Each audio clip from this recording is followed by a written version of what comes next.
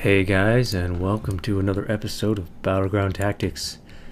This will be episode 6 of the series.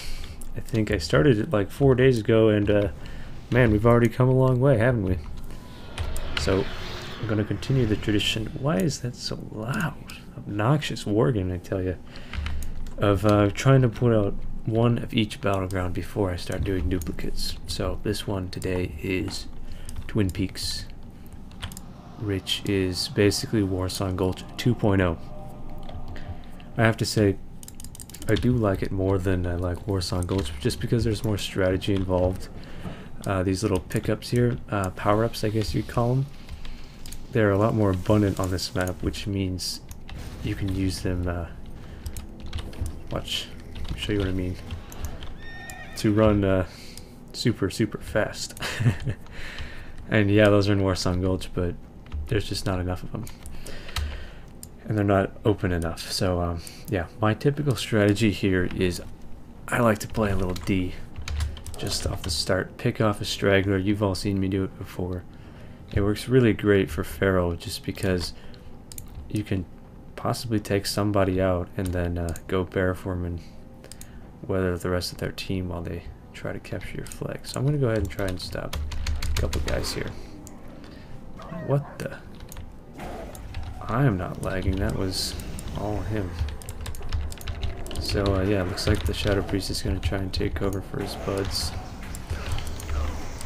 Let's see if his sacrifice is worth his while, or if he just falls victim to Hengus Fury. Doesn't look too good for him, and oh, a fatty bite. My apologies, buddy, but you don't get to play hero every day.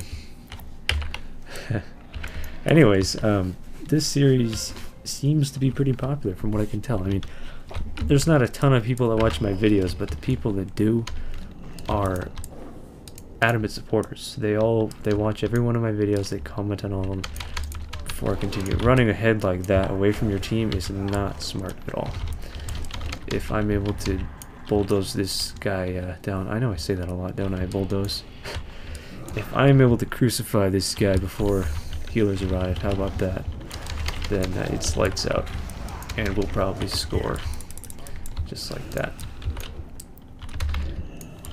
So I don't even know if they have any healers, but don't ever run the flag like that if you're trying to win, because you gotta have support, and just one guy will be able to take you down. So, oh my goodness, I tell you, these unholy Death Knight dots these days, they last, I don't know what kind of a talent they have, I haven't been paying attention.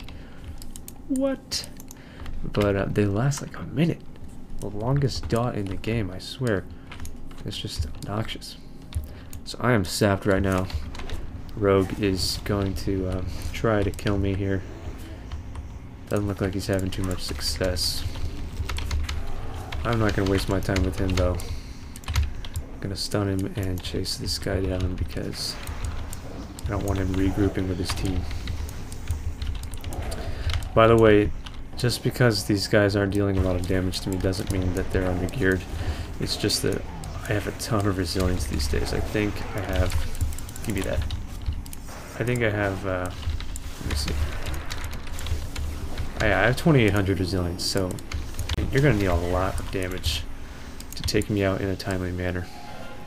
And that's just the importance of, you know, Blizzard designed the game to be dependent on resilience. If you go into a battleground without any resilience on, or with little resilience, you can't expect to be all that competitive. I mean, obviously your strategy and your placement is going to count more than your gear, but don't try to engage somebody like that Rogue just did unless you're confident that you are able to take them out, because otherwise you're just throwing your life away. I'm really confused how my team has not captured the flag, because we have been able to return it twice now, and they must have been just lollygagging around in the chamber. I don't know what. Looks like that's a rest of Shaman. We'll see how good his heals are before I decide to switch to him. Whoa. Yeah, I don't know what killed that guy, but I was ready to bite him for 30k. I don't know. How about this guy? He really target.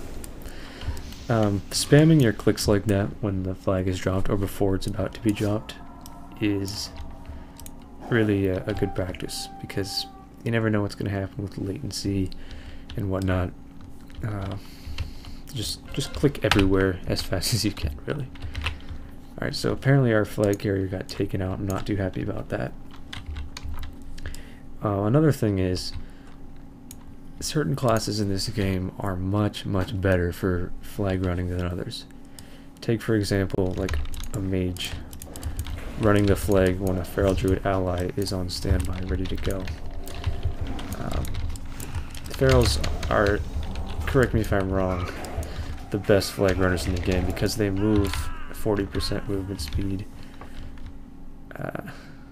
in cat form, 45 actually, and a solid 60% in travel form, and that's like a slow amount, you know. And they can shift out of all the snares. So if you're somebody that is running the flag because you're trying to be the hero, consider your team. It's not all that dangerous to drop the flag for your allies to pick it up. Let your feral allies pick it up, whatever.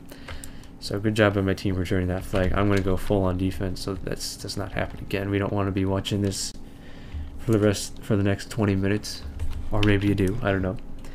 But I certainly don't want to have to upload a 40-minute video. I'm just kidding. I will do whatever you guys. Oh my goodness!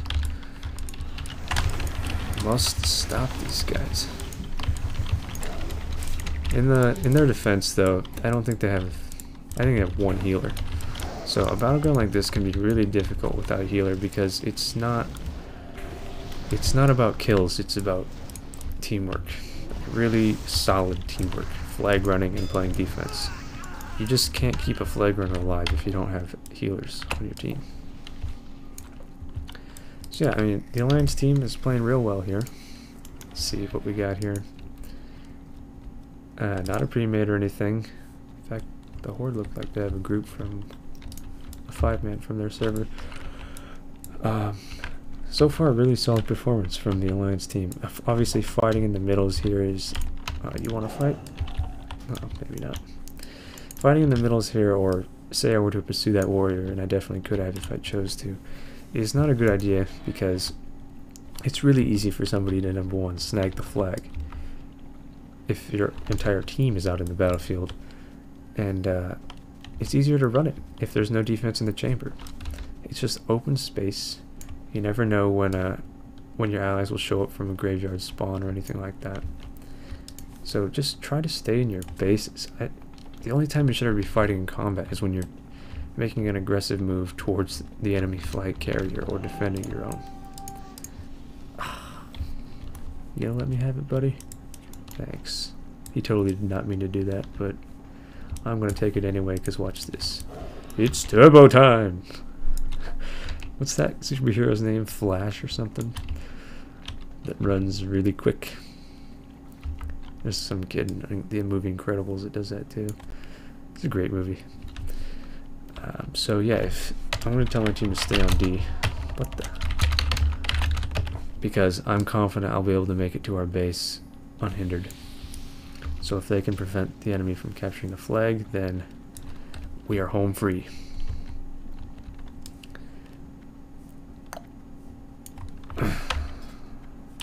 Yeah, I don't want to sound like a jerk or anything, but Ferals, and I love other classes too. Ferals are not the only class I play, but Ferals definitely make the best flag runners if they're in PvP gear. They can go bear form and be extremely resilient. They can break any snares. They have all kinds of defensive cooldowns, and most importantly, they move faster than anybody. Dashing in cat form is 100% movement speed. They can't chase you down on a mount. Here, this is what I'm talking about. You get all these power-ups that are just really fun to use and very strategic. So I'll do my duty and oh man, and run the flag yet again if my allies let me. Get out. See what this warrior is doing, trying to engage me in the middle of the field. Sure, it's fun, but is it really worth your time? No, it's not. That's okay. Well, I will accommodate his wishes just because he has a death wish. And it looks like this fire mage wants a little piece of Hengus too. Man, I do not like that impact nonsense with the free fireball. I mean, to give mages another stun is kind of a stretch. I don't agree with that. Especially when a frost mage has a stun. That is a little over the top if you consider how many survival tactics frost mages have already, and then on top of that you want to give them a stun, a reliable one. It just doesn't add up. They gave every class in the game stuns pretty much. So yeah, I'm just gonna make sure this flag carrier doesn't get destroyed. And since he's home free, it's more important that I make sure our flag isn't dashed out the side of the chamber here, because that's how you win. Finding the balance between offense and defense is the secret to any capture the flag game, and not just in WoW. Any capture the flag. My family and I sometimes go up to our cabin, and it's like a woodland, like it's 5 acres, and we play capture the flag with paintball guns. Really solid win there. Great job by the Alliance team. Anyways, yeah, paintball guns, live action, capture the flag, really fun stuff. But it's all about cover fire and finding the balance between offense and defense. Maybe not the best analogy there, but you know what I'm talking about. It's not about zerging the flag, because you can't capture their flag if they have yours. Alright, so that's the end for episode 6. I hope you enjoyed that, and I will see you all next time. Have a great day.